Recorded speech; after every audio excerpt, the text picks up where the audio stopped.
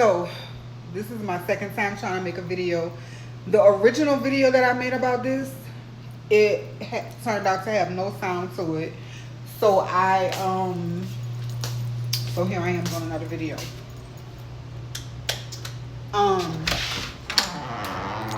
Sometimes I just go sit by this water to relax.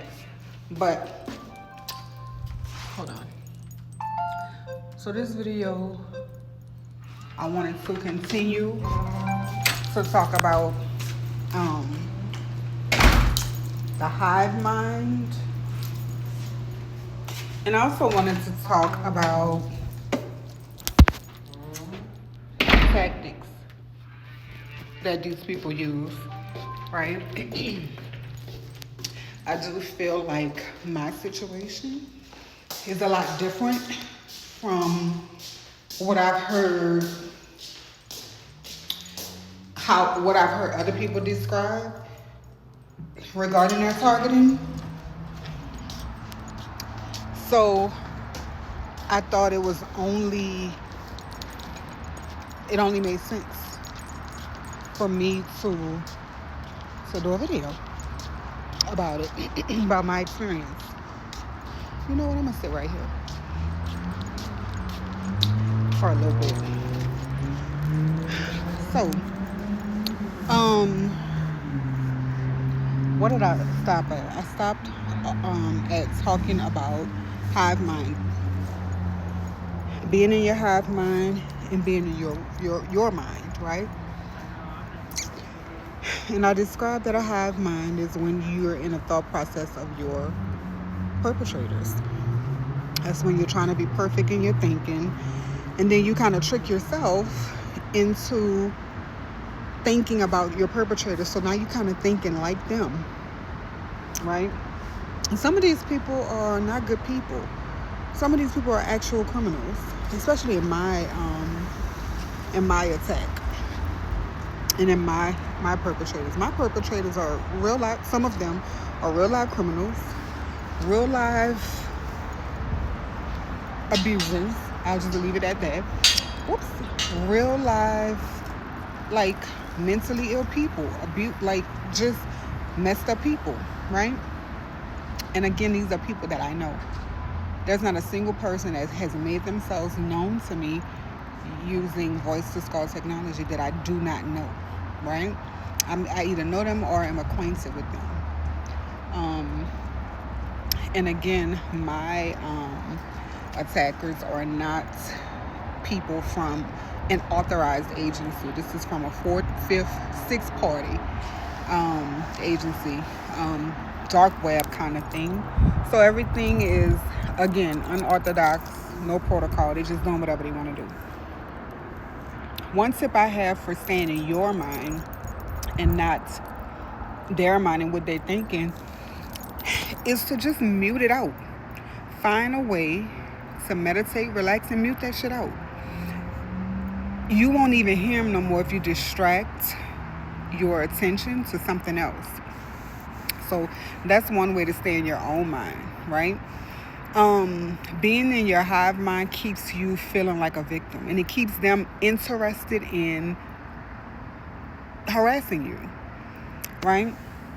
I don't know if I got this on the last video because one of the videos had no sound, so I had to do it over.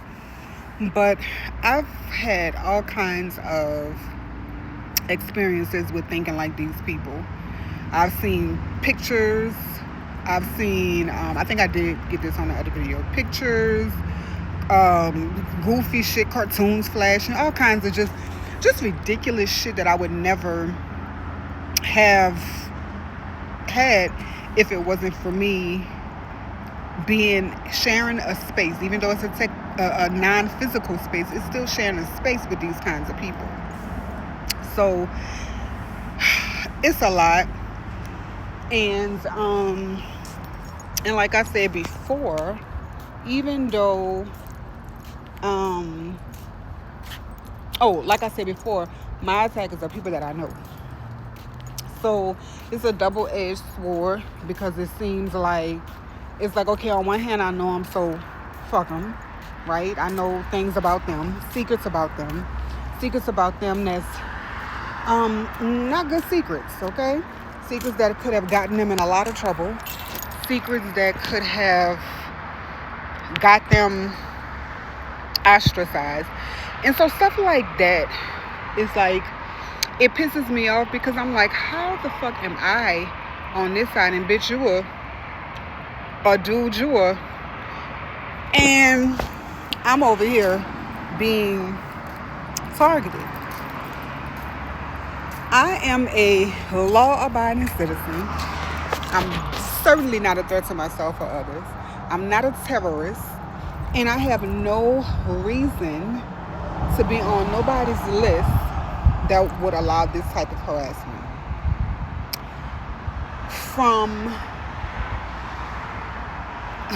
You can't tell me that no 3-letter organization put me on some list to watch me. There's no way possible. This is literally some dark web bullshit, some revenge or some jealousy or some whatever. And I don't know if I mentioned this before, but it's not jealousy because I'm so beautiful, or jealousy because of money. It's not like that. This is about my life. This is about who I am as an individual. This is about me being happy through it all. This is about and you can tell. I don't know if, talk to me if y'all have attackers that's using voice to skull. I've heard a lot of stories about people's attackers obviously being their family, but I'm saying if they're a part of your neural monitoring, have they made themselves known, or they're on your voice to skull, harassing you all the day? Tell me about that, because that's what I'm dealing with. The things that they say and do. The things that they say and do is so ugly. And I get it. That's the whole point, right?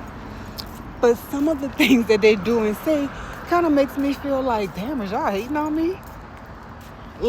For example, and this is how petty and low, this is even ridiculous to even mention as an example, but it's the way it is. I'm trying to get a tattoo. Every time I start looking up a tattoo, you can hear him saying, oh my God, and oh, I'm just like, oh, the pettiness. And these are these people are 45, 50 and up, right? There's only some of them. I got somebody on there 70 something, because my family, they're doing it too. I have a family member who committed a crime. He knows that I know about it, and he has a buy-in in this, because if I'm offed, or if I'm crazy, or painted as crazy, then he gets to get away with whatever he did, with nobody believing me. So it's just kind of like that kind of thing. So hold on, let me get over here. So one of my main things is to spread some sort of awareness about targeting individuals and how to control yourself and how it is. And I kind of want to talk about things that I haven't heard on other videos, especially with the neural monitoring. What kind of anxiety have you experienced? What has helped you through those experiences?